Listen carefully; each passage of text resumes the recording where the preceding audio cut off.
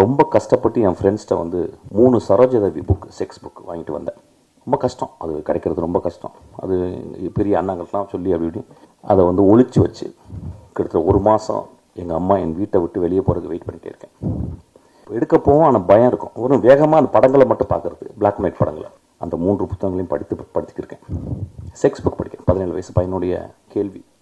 அப்போ படிச்சுக்கிட்டே இருக்கும்போது யாரோ கதவை தட்டிட்டாங்க. நான் யாருன்னு கேட்டேன். எங்கள் அம்மா.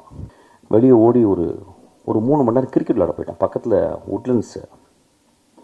அந்த 3 புத்தகம் ஏதோ கூட்டிருக்காங்க போல். உள்ளே போய் பார்த்தா அந்த 3 புத்தகம் இருக்குது. அதை எடுத்து எங்கள் அம்மா அந்த டேபிளில் வச்சு அது மேலே ஒரு சின்ன பேப்பர் வெயிட் வச்சுருந்தாங்க.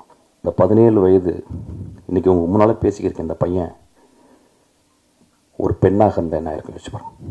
அப்போ எனக்கு ஒரு சுதந்திரம், ஒரு பெண்ணுக்கு சுதந்திரம் கொடுப்போமா? எங்கள் அம்மா அநேகமாக அவளை விளக்கமாத்தால் அடித்திருப்பாங்க.